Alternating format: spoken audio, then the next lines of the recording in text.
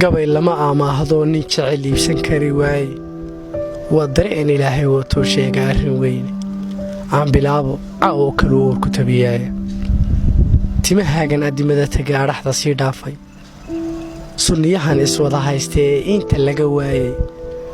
indhahaaga nuuriyo sanka loo qorqoray aadka waa aqoonsi dumarta ugu bilan lagu asteeyay kolka suuqa aadee wadada aad yar soconayso eed aaga wada nuurisay wada udgoonayso kugu urudad weynuhu sidii maalin oo lolaaye haddii qurux adduunku u tartamo isira loo faano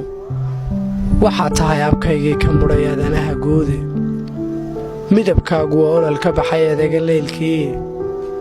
lagumood ilayskaa horkaca ogta waa beri lagumood dadkii aakhiriyo ugubkii doornaaye lagumood xayaabkii ashkara oo bixi saarnaaye ashqaraare dhaayaha marqudha kugu arkaa meele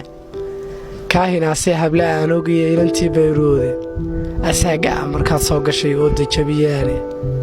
markaad eray tidhaahday furmeendhagaha awdnaaye aqoontii wacnayday khalqigu wuu ku aaminaye gob eedaabu dhalatoo bulshadu eegataa tahay ixtiraamka kaa baray qof adeerad ku dhaaftaa sidii boqor abaalgalay khalqigu kuugu soo oradiye quruxda awood lehe curyaanaha wadaa socoye istareexa adigaa wootiyo jawiga kuu eege waxaa tahay abuur gaaro oo eebbaheen qoray milatari islaynaya oo ura kicinaya haddii aad ag marilayd mid quriha kama rideene ajal go'aysabaa baaqanlayd imashadaada wakhtiyada abaaraha haddaad oosha yara gaadho way ilaa wilaayeen dhibkii oo maski jilaale farxadduba agtaadii degtoo lagu ilaashaaye awliyadu ka shaaday samaha uga adeegtaaye mabalihii ilayskale runtii adiga mooyaane ii ahaatay noloshee